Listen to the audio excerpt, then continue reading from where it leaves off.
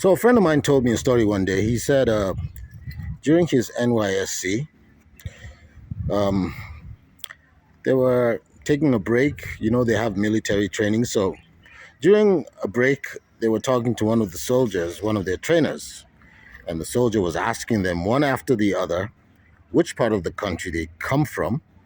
And when they mention the part of the country they come from, then the soldier then goes ahead to ask what they're known for in that part of the country, like a little game they were playing.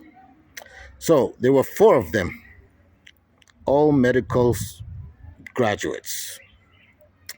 So first guy was from the southeast. Soldier said, "Where are you from?" He said, "I'm from the southeast." He said, "Okay, what do you guys have over there?" And then he said, "Well, we're well known. We're business people. We're into commerce. We're good at that." He said, "Okay, that's cool."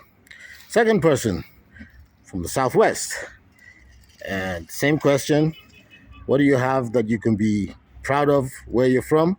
And he says, "Well, we have lots of educated, well-educated people." I said, "Okay, that's cool."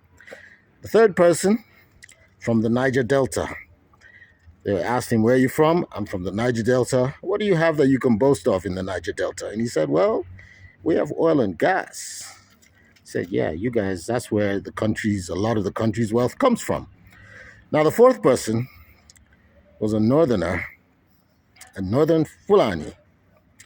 And when they asked him the same question, and they asked him what they have in the north, what natural or human resource they have in the north to be proud of, you know what this guy said?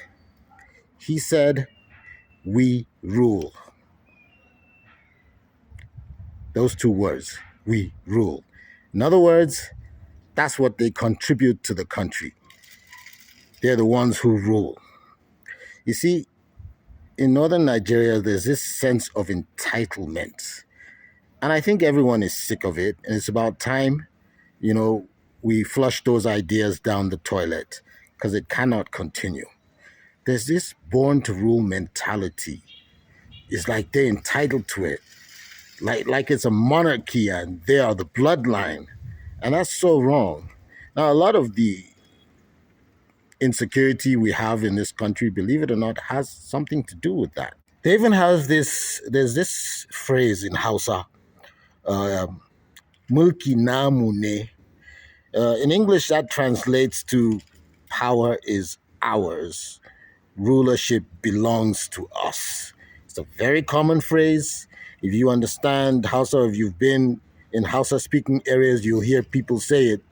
You'll hear them say it. So I had a conversation with my longtime friend and political stalwart in the Middle Belt region. His name is Nelson Ijogi, and he had a few words to say about what the phrase mulki namune means.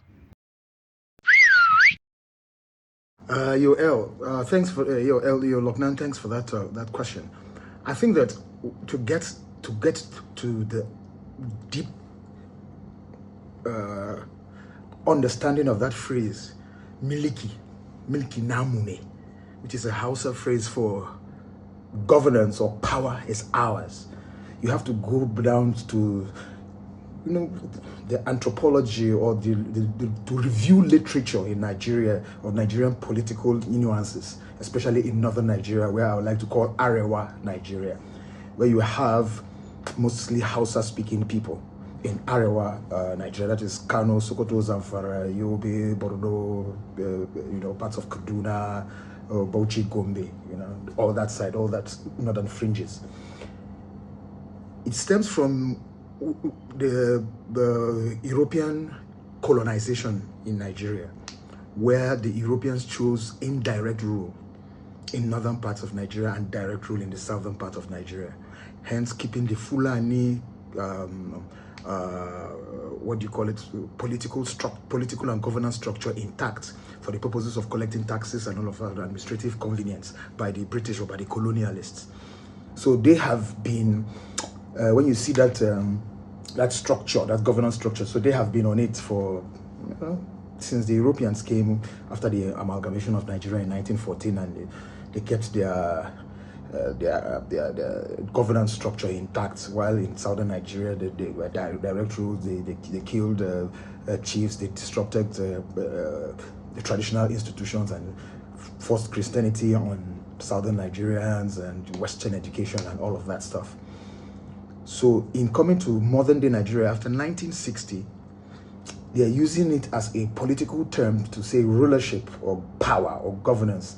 It's ours. I think it's a derogatory term to use, especially as we have a democratic structure in place. It's about elections. It's about popular votes. The popular candidates emerges. No one ethnicity or tribe can come and say rulership or governance is theirs, as in it is not a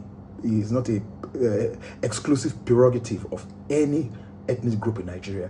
So, but essentially, that is where that phrase stems from. It's from the social political nuances of they just claim to be part of the rulership of Nigeria. So they tend to say that we up in the miliki namune.